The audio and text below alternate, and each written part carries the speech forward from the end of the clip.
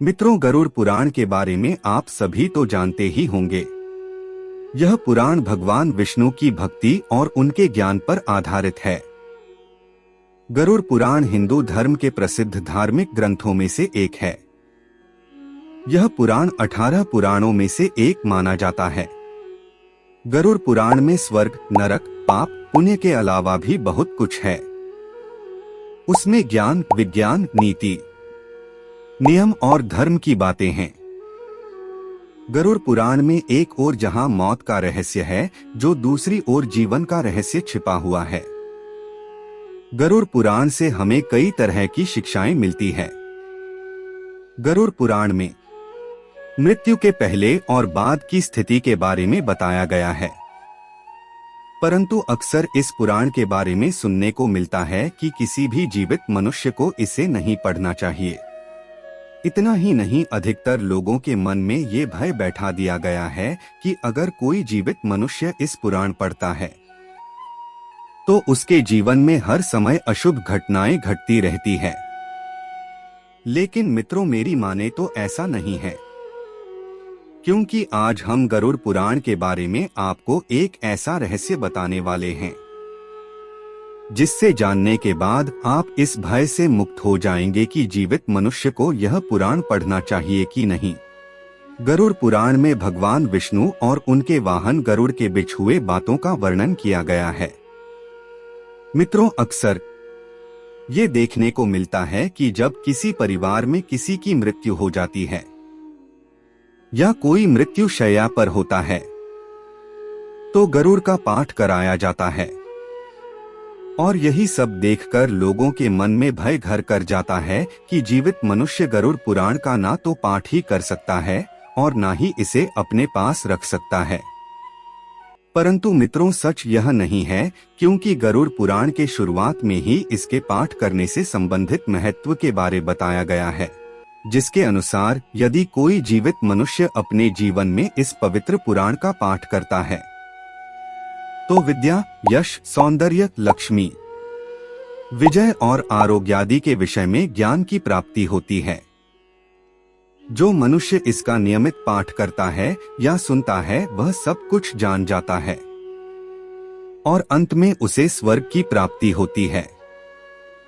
जो मनुष्य एकाग्रचित होकर इस महापुराण का पाठ करता है, सुनता है अथवा सुनाता है, या जो इसको लिखता है अथवा लिखाता है, या पुस्तक के ही रूप में इसे अपने पास रखता है, वह यदि धर्मार्थी है तो उसे धर्म की प्राप्ति होती है, और यदि वह अर्थ का अभिलाषी है तो अर्थ प्राप्त करता है।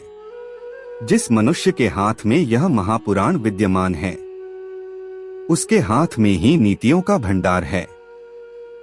जो प्राणी इस पुराण का पाठ करता है या इसको सुनता है वह भोग और मोक्ष दोनों को प्राप्त कर लेता है।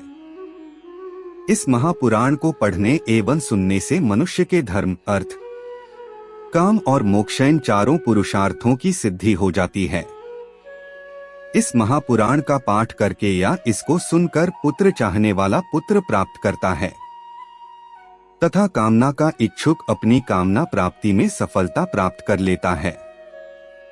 बंध्या स्त्री यानी जिस स्त्री को संतान सुख ना मिला हो वह पुत्र, कुंवारी कन्या सज्जन पति, क्षेमार्थी क्षेम तथा भोग चाहने वाला भोग प्राप्त करता है। विद्यार्थी को विद्या, विजयगोषु को विजय, ब्रह्महत्यादि से युक्त पापी पाप से विशुद्धि को प्राप्त होता है।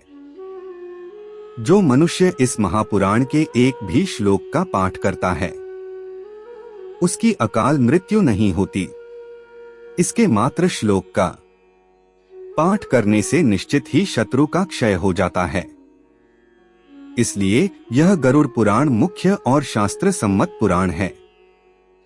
विष्णु धर्म के प्रदर्शन में गरुड़ पुराण के समान दूसरा कोई भी पुराण नहीं है।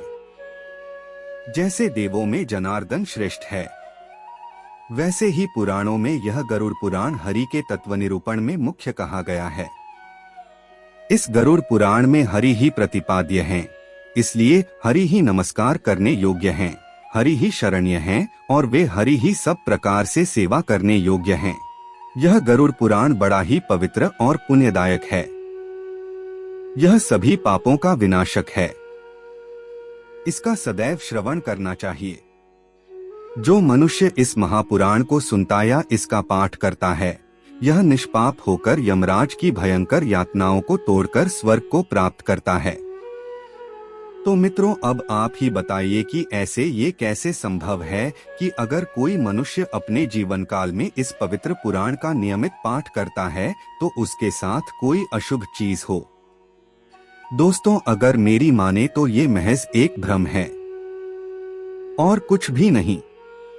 इसलिए बिना किसी भय के अगर संभव हो तो इस पवित्र पुराण का नियमित पाठ करें और अपने जीवन को खुशहाल बनाएं।